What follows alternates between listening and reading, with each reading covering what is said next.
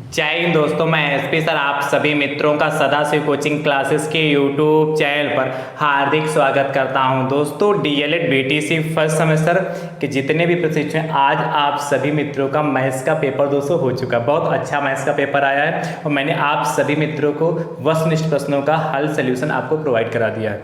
ठीक है, यदि आपने अभी तक नहीं देखा है तो दोस्तों जरूर देखिए जाके, उसका लिंक मैं आपको डिस्क्रिप्शन बॉक्स में दे दूंगा। ठीक है, और दोस्तों मैंने प्लेलिस्ट भी बनाई थी जिसका नाम है, आप जानते हैं, DElEd first semester maths practice set and previous year paper 2023, इस नाम से प्लेलिस्ट बनी है। इस प्लेलिस्ट के अंतर्गत जाकर भी आप देख सकते हैं जो वस्तुनिष्ठ प्रश्नों का सलूशन मैंने कराया। वैसे मैं लिंक भी डिस्क्रिप्शन बॉक्स में दे दूंगा, वहां से भी आसानी से आप देख पाएंगे। ठीक है दोस्तों, अब दोस्तों हम चर्चा करेंगे अति लघु उत्तीर्ण प्रश्न। वो भी दोस्तों बहुत अच्छे प्रश्न आए हैं। देखिए छठा प्रश्न दोस्तों आपसे कहता है, रेखा खंड किसे कहते हैं? रेखाखंड किसे कहते हैं? देखिए कहते हैं, ध्यान समझिए, रेखाखंड किसे कहते हैं? तो दोस्तों मैंने इसको भी लिखाया है, रेखा का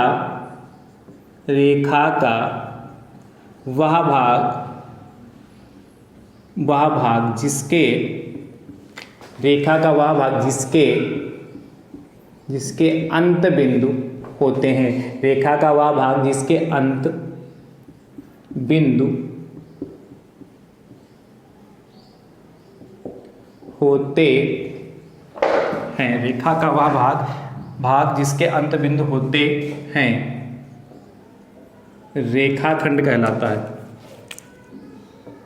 रेखाखंड कहलाता है। इतना लिखा होगा आप, ये तो 1 नंबर मिलेगा आपको। अंतबिंदु होने का था दोस्तों क्या, जैसे ये हमारी एक रेखा है। अच्छा रेखा, जैसे मान लो ए और बी हमारी एक रेखा है। रेखा में कोई अंतबिंदु नहीं होता, चाहे ए को चाहे जितना इधर खींच सकते हैं, चाहे बी को चाहे जितना चाहे उधर खींच सकते हैं। पर रेखाखंड के 2 अंतबिंदु होंगे, जैसे बिंदु, ये एक बिंदु पी हो गया, ये बिंदु एक क्यू हो गया। ये दोस्तों जो हमारा पी क्यू एक रेखाखंड होगा, क्योंकि इसके 2 अंत बिंदु दोस्तों निश्चित होते हैं। ठीक है, इसके 2 अंत बिंदु निश्चित हो गए, यानी कि जो पी क्यू दोस्तों होगा, पी क्यू यहाँ से यहाँ के बीच की जो डिस्टेंस होगी, ये इतनी डिस्टेंस, इस पॉइंट से इस पॉइंट के बीच की दोस्तों जो डिस्टेंस होती है ये दोस्तों निश्चित होगी। इसलिए दोस्तों क्या कहते हैं, इसे रेखाखंड कहते हैं। सामान्य भाषा में दोस्तों यदि आपने ये भी लिखा होगा कि रेखा के खंड को रेखाखंड कहते हैं। क्या? रेखा के खंड को रेखाखंड कहते हैं, तब भी दोस्तों आपका सही होगा, तब भी आपको नंबर 1 मिलेगा। या दोस्तों आपने ये लिखा हुआ, रेखा का वह भाग जिसके अंत बिंदु होते हैं या जिसका अंत बिंदु होता है रेखाखंड कहते हैं, ये कहलाता है दोस्तों, तब भी आपको नंबर मिलेगा। ठीक है, हेडिंग डाल के लिखा ना, हेडिंग डाल के लिखा हुआ है रेखाखंड। चलिए अगला दोस्तों देखिएगा, प्रश्न संख्या 7। बहुत अच्छा प्रश्न आया दोस्तों, आराम से घंटे में सभी का हो गया होगा। दोस्तों इस वीडियो को आप सभी मित्र जरूर शेयर कर दीजिए, जितने भी प्रशिक्षु मित्र एग्जाम देकर आए सभी दोस्तों सॉल्यूशन देख पाएं और सभी मित्र खुश हो सकें, जिससे उनका अगला एग्जाम भी दोस्तों बेहतर जाए। ठीक है, क्योंकि आपने बहुत अच्छा करके आया, मुझे उम्मीद है। 7वां नंबर दोस्तों क्वेश्चन आपसे कह रहा है, ध्यान से देखिएगा। कह रहा है -8 इंटू +75 इंटू 0 का मान बताइए। का मान बताइए, ध्यान समझिए। कह रहा -8 और गुणे +75 है और गुणे 0, बस इतना नोट कर लीजिएगा। अब इसके बाद करना क्या था, गुणा करना। आपको पता है 0 से किसी भी संख्या को गुणा करते हैं, किसी को भी दोस्तों गुणा कर दें तो हमारा क्या था, गुणनफल दोस्तों 0 ही प्राप्त है। यहाँ भी गुणा है, यहाँ भी गुणा है, यानी दोस्तों क्या आएगा, हमारा फाइनल आंसर 0 आएगा। बस आपको इतना लिखना था, ये हमारा फाइनल आंसर आ गया। ठीक है, सिर्फ इतना लिखना था। इसके बाद ये आपने कॉपी पे नोट किया होगा, उसके बाद इतना लिख देना था, आपको ये नंबर पूरा मिलेगा। उसके बाद देखिए 7वें के बाद दोस्तों 8वां नंबर देखिएगा। 8th नंबर दोस्तों क्या कह रहा है आपसे, कह रहा है दोस्तों, मोहन एक माला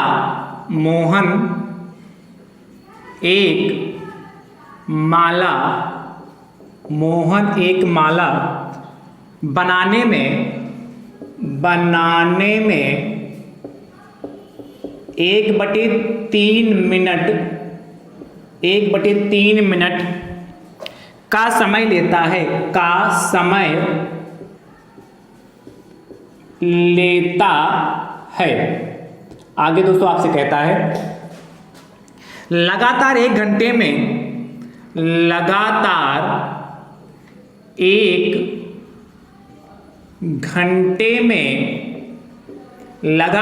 घंटे में वह कितनी माला बना लेगा। लगातार 1 घंटे में वह कितनी माला बना लेगा। ध्यान से देखिएगा, अच्छा प्रश्न और आसान है। मुझे उम्मीद है कि सभी लोगों ने एक प्रश्न किया होगा। कह रहा मोहन एक माला बनाने में 1/3 मिनट का समय लेता है। एक माला जब बनाता है उसे 1/3 मिनट का समय लगता है, तो लगातार 1 घंटे में वो कितनी माला बनाएगा। दोस्तों क्या दिया है, दिया है एक माला मोहन को एक माला बनाने में लगा समय बराबर कितना, 1/3 मिनट। या दोस्तों हम इसको ऐसे भी ले सकते हैं क्या, 1/3 मिनट में मोहन माला बनाता है बराबर 1। ठीक है, ऐसे भी सकते हैं क्या, 1/3 मिनट में मोहन माला बनाता है बराबर 1। इस लाइन को नहीं भी लिखेंगे जो मैंने ऊपर लिखा, मोहन को एक माला बनाने में लगा समय बराबर 1/3 मिनट। डायरेक्ट इस लाइन को यहां से भी आपने यदि किया होगा, 1/3 मिनट में मोहन माला बनाता है बराबर 1। इसलिए दोस्तों 1 मिनट में कितनी माला बनाएगा, तो 1 मिनट में मोहन माला बनाएगा बराबर कितना, 3। भाई देखिए 1/3 मिनट में 1 बनाएगा, ये तो कहा 1/3 मिनट में 1 माला बनाता है, इसलिए 1 मिनट में कितनी माला बनाएगा, 3 बनाएगा। और आपसे पूछा था कि लगातार 1 घंटे में वह कितनी माला बनाएगा। तो दोस्तों आप जानते हैं 1 घंटा, तो 1 घंटे मतलब 1 घंटे का था दोस्तों कितना, 60 मिनट। 1 घंटे का तो दोस्तों 60 मिनट होता है कि नहीं, 1 घंटे में 60 मिनट होते हैं। इसलिए दोस्तों 1 घंटे अर्थात 60 मिनट में मोहन माला बनाएगा बराबर कितना, 3 को दोस्तों 60 से मल्टीप्लाई कर दें, कितना, 3 की मल्टीप्लाई 60 से करेंगे 180। तो फाइनल आंसर क्या आएगा, आता 1 घंटे में मोहन 180 माला बनाएगा। लिख सकते हैं क्या, आता 1 घंटे में मोहन 180 माला बनाएगा। ये हमारा फाइनल आंसर आ चुका दोस्तों। इस तरीके से करेंगे इस प्रश्न को, और मुझे उम्मीद है सभी लोगों ने किया होगा। थोड़ा लैंग्वेज का इधर उधर हो गया, इससे कोई इफेक्ट नहीं पड़ेगा। आपने जैसे भी किया 180 आया है तो आपका सही होगा। ठीक है, चलिए नोट कर लीजिए। इसके बाद दोस्तों 9 नंबर क्वेश्चन देखते हैं। 9 नंबर,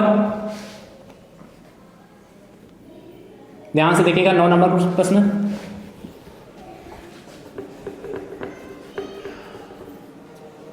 बहुत ध्यान से देखिएगा दोस्तों। वीडियो को आप अपने अपने इस तरह से दोस्तों शेयर जरूर करते रहे। ठीक है, इतना ज़्यादा शेयर करिए कि जितने भी प्रशिक्षु एग्जाम दे के आए सभी प्रशिक्षुओं तक दोस्तों यह वीडियो पहुंच सके। ठीक है, चलिए देखिएगा।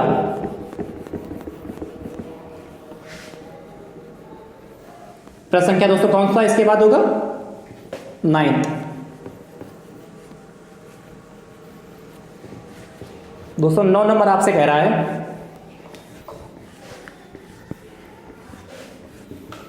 ध्यान से देखें 9 नंबर, पटरी तथा प्रकार की सहायता से 60 डिग्री का कोण बनाइए।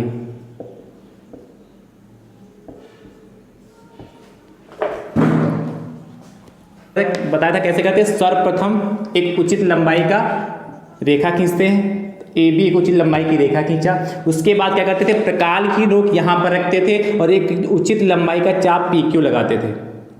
याद है, उचित लंबाई का एक चाप पी क्यू लगाते थे। फिर दोस्तों बिंदु P को केंद्र मानकर AP त्रिज्या का दोस्तों एक चाप लगाते थे।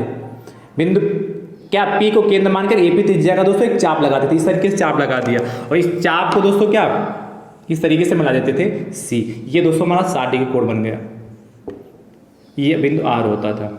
तो दोस्तों इसकी रचना भी मुझे उम्मीद है आपने लिख लिया होगा। क्या लिखा होगा, सर्वप्रथम एक उचित लंबाई की रेखा AB खींचा, बिंदु A को केंद्र मानकर PQ चाप लगाया जो रेखा AB को बिंदु P पर काटता है। ठीक है, ये दूसरा पॉइंट था। तीसरे पॉइंट में दोस्तों बिंदु P को केंद्र मानकर AP त्रिज्या का एक चाप लगाया जो चाप PQ को बिंदु R पर काटता है। ये दोस्तों हमारा क्या हो गया, तीसरा पॉइंट। चौथे पॉइंट में चौथे पॉइंट में या उसी में लिख लो, तीसरे पॉइंट में A को R से मिलाते हुए AC रेखा खींचा और चौथे पॉइंट में अतः एंगल CAB बराबर 60 डिग्री। ये दोस्तों हमारा फाइनल आंसर आ गया। या तो अभिष्ट कोण बराबर 60 डिग्री। है आसान कि नहीं आसान, कर लेंगे। 90 के बाद दोस्तों 10वां नंबर क्वेश्चन देखिएगा। 10 नंबर दोस्तों आपसे कहता है 3 अंकों की सबसे बड़ी संख्या की उत्तरवर्ती संख्या लिखिए। कितना आसान प्रश्न है। 3 अंकों की सबसे बड़ी 3 अंकों की सबसे बड़ी संख्या की उत्तरवर्ती संख्या लिखिए। 3 अंकों की सबसे बड़ी संख्या की उत्तरवर्ती संख्या लिखिए। ठीक है, चलिए ध्यान से देखिएगा कैसे करेंगे। आपसे क्या 3 अंकों की सबसे बड़ी संख्या की उत्तरवर्ती संख्या। दोस्तों मान सबसे बड़ी निकालते हैं। 3 अंकों की सबसे बड़ी संख्या दोस्तों 3 अंकों की सबसे बड़ी संख्या क्या होती है दोस्तों, आप जानते हैं 9 को 3 बार लिख लें 999। और उत्तरवर्ती संख्या मैंने कहा था उसके आगे की संख्या दोस्तों क्या लिखेंगे 999 की उत्तरवर्ती मतलब आगे की संख्या। मैंने कहा था चाहे उत्तरवर्ती संख्या कहे, चाहे आपसे अनुवर्ती संख्या कहे, चाहे आपसे परवर्ती संख्या कहे, तीनों का सेंस क्या है, उसमें एक ऐड कर रहा। मैंने अभी हाल ही में एक प्रश्न कराया था इस टाइप का। तो कितना दोस्तों ऐड करेंगे 999 तो 1000 हो जाएगा। तो लिखेंगे अतः फाइनल आंसर 3 अंकों की सबसे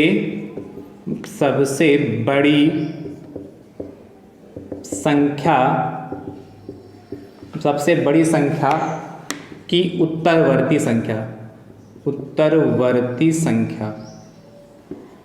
संख्या बराबर दोस्तों कितना 1000। और मुझे उम्मीद है आपने ऐसे ही सॉल्व किया होगा, आपको पूरा 1 नंबर मिलेगा। और अच्छा हो सकता है आपने क्या डायरेक्ट लिख दिया होगा 1000 तब भी नंबर आपको 1 दे देंगे। ठीक है, तो घबराइएगा नहीं। आपने डायरेक्ट लिख दिया होगा 3 अंकों की सबसे बड़ी संख्या की उत्तरवर्ती संख्या 1000 तब भी दोस्तों कोई दिक्कत बात नहीं, नंबर दे देगा। ठीक है, वैसे ऐसे सॉल्व करेंगे तो बहुत ही बेहतरीन है। ठीक, चाहे जितना खराब एग्जाम में चेक करेगा और नंबर काटना भी चाहेगा, इस तरीके से आपने लिखा तो काट नहीं सकता। ठीक है, 10वें के बाद दोस्तों 11वां नंबर क्वेश्चन देखिएगा और अति लघु का दोस्तों यह अंतिम प्रश्न है। सारे प्रश्न दोस्तों बहुत बेहतरीन आए, बहुत ही आसान आए हैं। 11वां नंबर दोस्तों प्रश्न कह रहा है 117 को 2 संख्याओं के गुणा के रूप में व्यक्त किए। 2 संख्याओं के गुणा के रूप में व्यक्त कीजिए। ठीक है, आगे कहता है जिसमें एक संख्या 13 है। एक संख्या 13 है। ये भी देखिए कितना आसान है।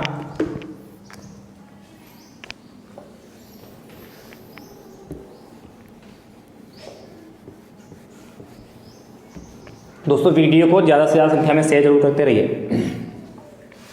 आपसे कह रहा है 117 को दो संख्याओं के गुणा के रूप में व्यक्त कीजिए, इसमें एक संख्या 13 है। दोस्तों क्या लिखेंगे, आप किस तरीके से लिखेंगे, चलिए मैं लिख दे रहा हूं। 117